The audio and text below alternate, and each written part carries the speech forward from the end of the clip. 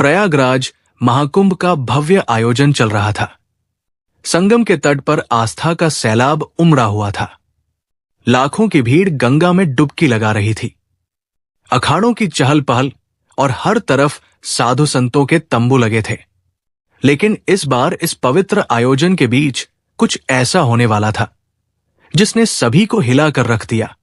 Sector 14 के बड़े शिविर में एक दिन सुबह एक नया साधु पहुंचा।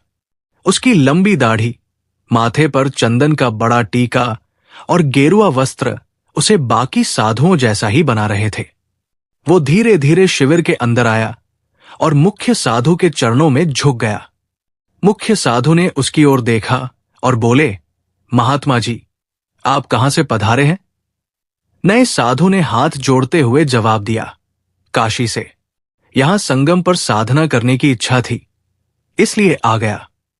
मुख्य साधु ने सिर हिलाते हुए कहा, बहुत अच्छा, ये पवित्र भूमि है, आप यहां आराम से रह सकते हैं।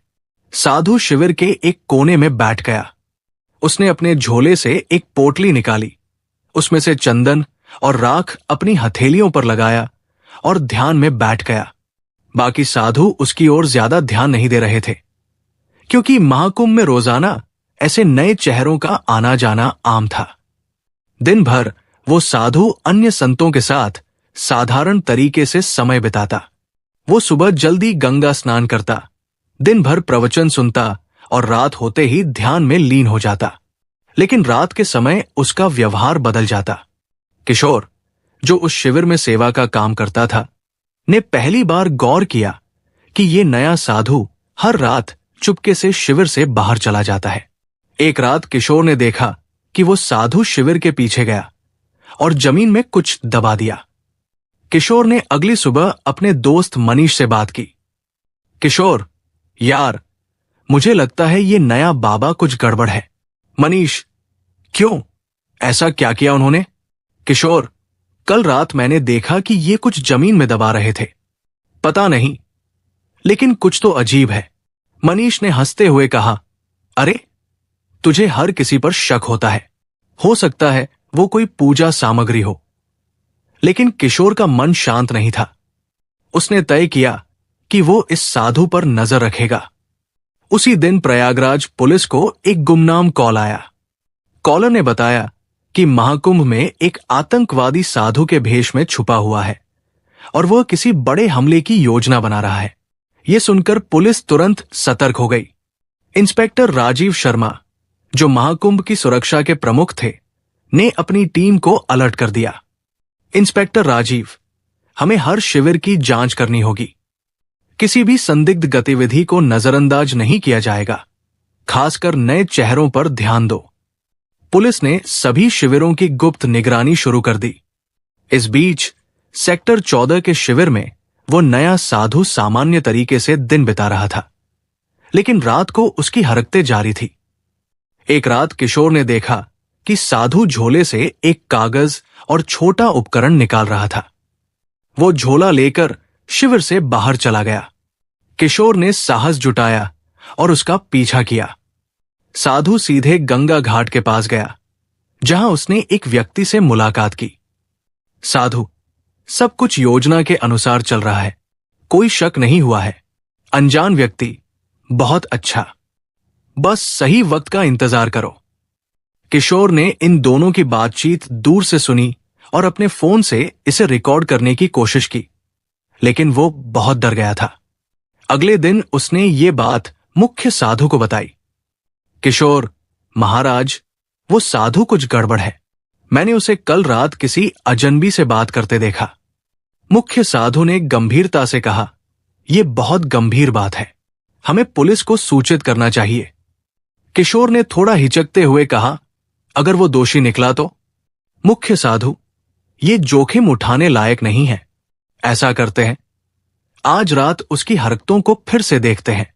अगली रात किशोर और मुख्य साधु ने तय किया कि वे उस संदिग्ध साधु पर नजर रखेंगे। किशोर ने अपना फोन तैयार रखा और मुख्य साधु ने शिविर के कुछ अन्य साधुओं को भी अलर्ट कर दिया। रात का समय था, सब सोने की तैयारी कर रहे थे। साधु फिर से अपनी झोली लेकर शिविर से बाहर निकला। साधु गंगा किनारे के एक सुनसान घाट पर पहुंचा, जहां वही व्यक्ति मौजूद था जिससे वो पहले भी मिला था। अनजान व्यक्ति ने पूछा, तुमने जो कहा था वो काम पूरा कर लिया? साधु ने उत्तर दिया, हां, उपकरण सही जगह पर सेट कर दिए गए हैं, बस एक आदेश का इंतजार है। मुख्य साधु और किशोर ये सुनकर चौंक गए। किशोर ने इस बातचीत को रिकॉर्ड कर लिया। मुख्य साधु ने धीरे से किशोर से कहा, तुरंत पुलिस को बुलाओ। किशोर ने पुलिस को कॉल किया और उन्हें सारी जानकारी दी। इंस्पेक्टर राजीव शर्मा और उनकी टीम तुरंत हरकत में आ गई। इंस्पेक्टर राजीव ने कहा, हमें इस संदिग्ध साधु को रंगे हाथों पकड़ना होगा। अगर वो सच में आतंकवादी है तो वो कोई बड़ा खतरा बन सकता है। पुलिस ने घाट की ओर जाने वाले सभी रास्तों को घेर लिया। कुछ जवान वेश बदलकर वहां पहुंचे ताकि साधु को उन पर शक न हो। साधु और उसका साथी अभी भी बातचीत में व्यस्त थे। साधु ने कहा, यह आखिरी चरण है, बस जैसे ही भीड़ सबसे ज्यादा होगी हमें कार्रवाई करनी है। अनजान व्यक्ति ने उत्तर दिया, यह हमला सबके लिए एक बड़ा संदेश होगा। कोई सोच भी नहीं सकता कि महाकुंभ जैसी जगह को निशाना बनाया जा सकता है। पुलिस टीम ने सही समय का इंतजार किया। जैसे ही साधु ने अपने झोले से एक और उपकरण निकाला, पुलिस ने उन्हें घेर लिया। इंस्पेक्टर राजीव ने कहा, हाथ ऊपर करो। पुलिस से बचने की कोशिश मत करना। साधु और उसका साथी हड़बड़ा गए। साधु ने भागने की कोशिश की, लेकिन पुलिस ने उसे पकड़ लिया। झोले की तलाशी ली गई तो उसमें विस्फोटक उपकरण और कुछ नक्शे मिले। पुलिस ने तुरंत साधु और उसके साथी को गिरफ्तार कर लिया। पूछताछ में पता चला कि वो एक अंतर्राष्ट्रीय आतंकी संगठन का सदस्य था। उसका असली नाम अयूब खान था और वो भारत में कई सालों से छुप कर रह रहा था। इंस्पेक्टर राजीव ने पूछा, तुम्हारा मकसद क्या था? महाकुंभ जैसे पवित्र आयोजन को क्यों निशाना बनाया? अयूब ने उत्तर दिया, भीड़ का डर सबसे बड़ा हथियार है। हमारा मकसद था यहां ऐसा हमला करना जो दुनिया को हिला दे, लेकिन तुमने हमारे प्लान को खत्म कर दिया। पुलिस को साधु के झोले और शिविर के आसपास लगाए गए उपकरणों से बड़े हमले की योजना के सबूत मिले। अगले दिन प्रयागराज पुलिस ने मीडिया को बताया कि महाकुंभ में एक बड़ा आतंकी हमला टल गया। इंस्पेक्टर राजीव ने कहा, हम किशोर और मुख्य साधु के शुक्रगुजार हैं, जिन्होंने सही समय पर जानकारी दी। ये सब उनकी सतर्कता और साहस का नतीजा है। किशोर और मुख्य साधु को महाकुंभ आयोजन समिति ने सम्मानित किया। मुख्य साधु ने कहा, हमने तो बस अपनी जिम्मेदारी निभाई। महाकुंभ पवित्र आयोजन है, इसे कोई अपवित्र नहीं कर सकता। किशोर ने कहा, अगर मैंने उस साधु पर नजर न रखी होती तो शायद कुछ बड़ा हादसा हो जाता। इस घटना ने सभी को सतर्क कर दिया कि आस्था के ऐसे बड़े आयोजनों में सुरक्षा और जागरूकता कितनी महत्वपूर्ण है। इस घटना के बाद महाकुंभ के आयोजकों और सुरक्षा एजेंसियों ने सुरक्षा व्यवस्था को और मजबूत किया।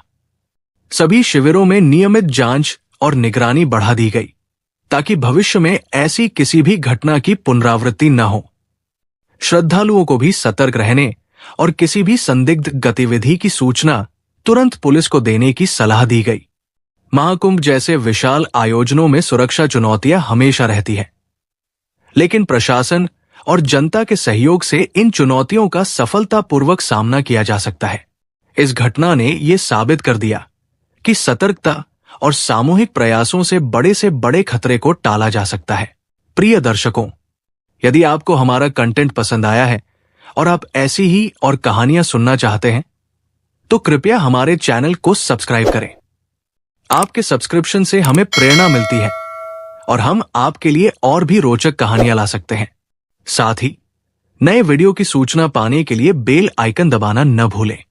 धन्यवाद।